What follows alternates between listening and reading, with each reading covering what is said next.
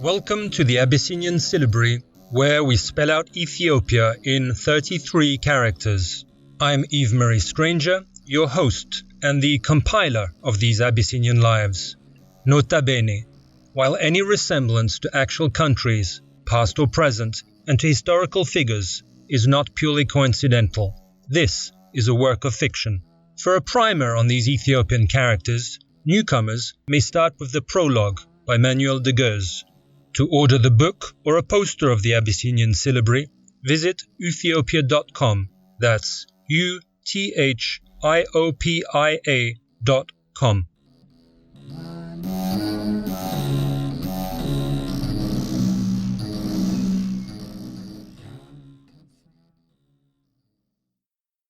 My father, my mother, the meandering road and the open sky above it, and text itself for accoucheuse, with its infinite permutations, to give a semblance of illusory order, the Apocrypha of Jacob. Ewostewos. Ewostewos was born in Hausen, a land of leach soils and scant rainfall. These stony hills lay in close proximity to large forests of olive wood and euphorbia, which provide cover to elephant and buffalo, as well as to all sorts of apes, some being as large as 10-year-old children. This is why the crops of this region lack in abundance and suffer from many depredations. In the year in which Ewostewos was born, the rains were plentiful and the grain copious. Honey poured from the hives, and there were no wars nor highwaymen at large. Peace reigned throughout the Christian realm, and even in the borderlands, where the idolaters of trees who rubbed themselves down in butter scamper about. Nor did the wild animals disturb the tranquility, for even in the depths of the forest, the succulent grasses and the wild fruits had never, in the memory of man or beast, been known to provide such manna. It is said that on the morning of the birth of the child Ewostewos, a swarm of bees came to alight upon the ostrich egg that crowned the central pillar of the maternal household inside the hearth itself, and that this bee swarm had pulsated as if in sympathy with the mother's contractions. This was auspicious, and the priests urged the father to offer the newborn to the priesthood, which was of course immediately done, to great rejoicing. And it is, therefore, an infant baptized with the humours of the uterus and the chrism oil of the priesthood that anon presented a rather normal countenance, wet, hairless, and bellowing at the top of his lungs. Even the bees took their leave. Ewostewos partook of sorghum porridge, such as the other children, and he played at shepherd's keep with black and white stones, as is the nature of all children. And, similar to other children, he went about naked until he was 6 years of age, when he was covered with a piece of rough fabric that held 2 holes for the arms and 1 for the head. This is the age at which he was entrusted to the priests to learn his syllabary, and the age at which he stopped having his head shaven. The first morning, when Ewostewos sat himself down under the fig tree where the lesson took place, a swarm of bees congregated above him once more and pulsated in unison with the fidels, and the child Ewostewos did not mumble these fidels as the other school children did, but announced them to perfection. On the second day, the bee swarm did not return, and Ewostewos could read his syllabary without a single hesitation. On the third day, he read the Psalms of David in Goes, and he knew their meanings too. On the fourth, he initiated his reading of the Old Testament, and on the fifth, completed the New. It is on the 6th day that a contretemps occurred.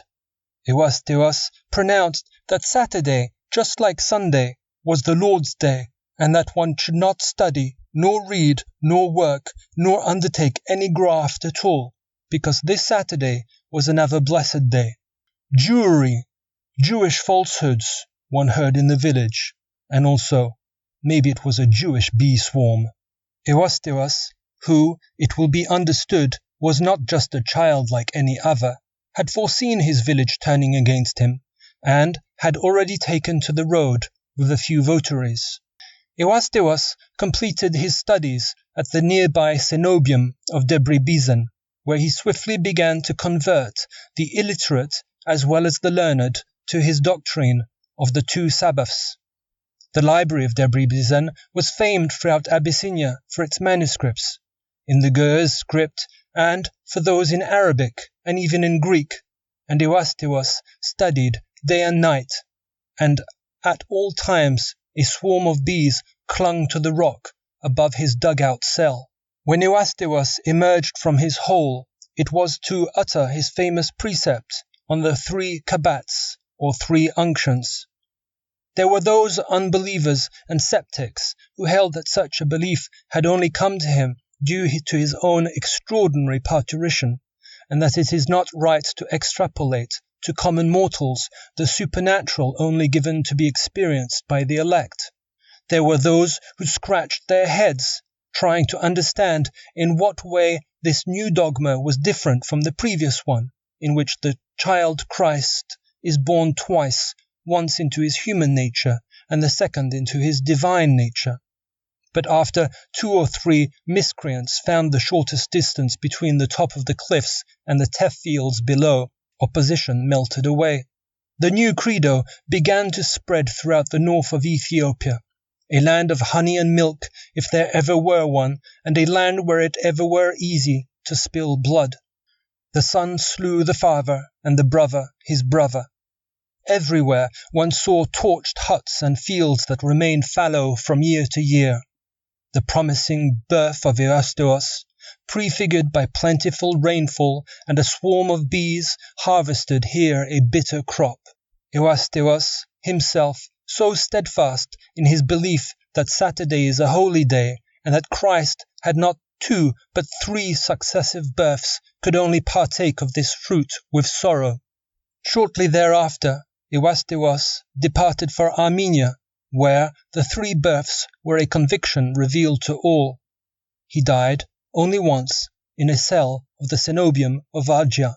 The free-for-all between the devotees of the triple birth, who apportioned upon themselves the names of Sabbatarians, and the sectarians of the double unction, who called themselves Orthodox proper, was to continue unabated in Abyssinia, causing many a war and many a death, until the Emperor Johannes assembled the Council of Burumeda in 1878, in which it was proclaimed that henceforward those who wish to celebrate one Sabbath are free to do so, and similarly those that want to celebrate 2, and that each party is to grant the other a royal respite, and that all are warranted to be born as many times as they see fit, an edict which was carried out with nary a bee-swarm in sight.